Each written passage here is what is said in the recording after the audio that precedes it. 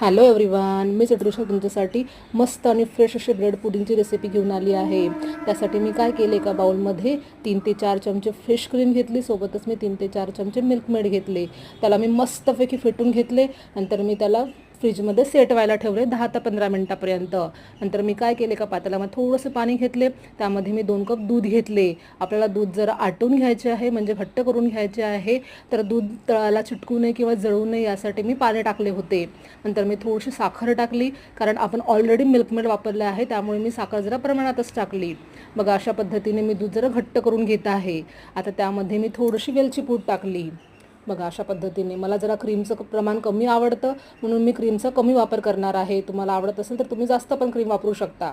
बघा, अशा पद्धतीने आपलं दूध होत आलं आहे। आता दुधाला आपलं क्रीमी स्ट्रक्चर येण्यासाठी मी काय केले, एका बाउलमध्ये 1 चमचा मिल्क पावडर घेतले, त्यामध्ये थोडंसं दूध टाकले आणि त्याला मग ते दूध मी आपल्या गरम दुधामध्ये टाकले। बघा, अशा पद्धतीने आता मी थोडा वेळ त्याला उकळू देणार आहे आणि नंतर मी दूध थंड व्हायला ठेवणार आहे।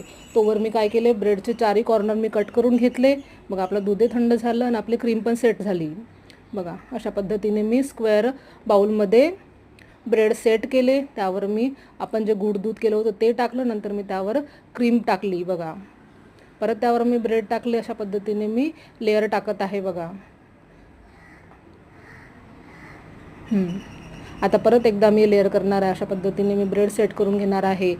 ब्रेडवर मी गोड दूध आणि नंतर मी आपलं क्रीमवालं दूध टाकणार आहे। बघा, अशा पद्धतीने याला मस्त सेट करावं आणि त्यावर मस्त आपल्या आवडीप्रमाणे ड्रायफ्रूट्स टाकावे। बघा,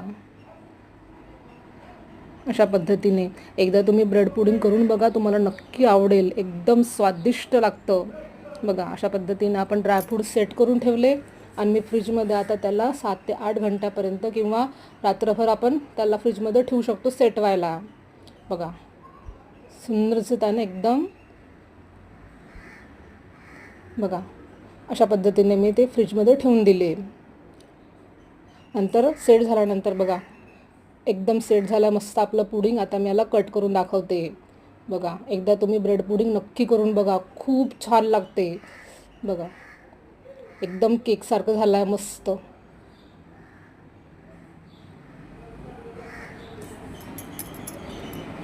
थंड थंड ब्रेड पुडिंग मस्त सर्व करावं।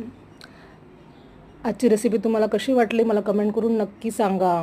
भेटू नेक्स्ट व्हिडिओमध्ये अशाच चटपट्या आणि स्वादिष्ट रेसिपींसोबत। Bye bye.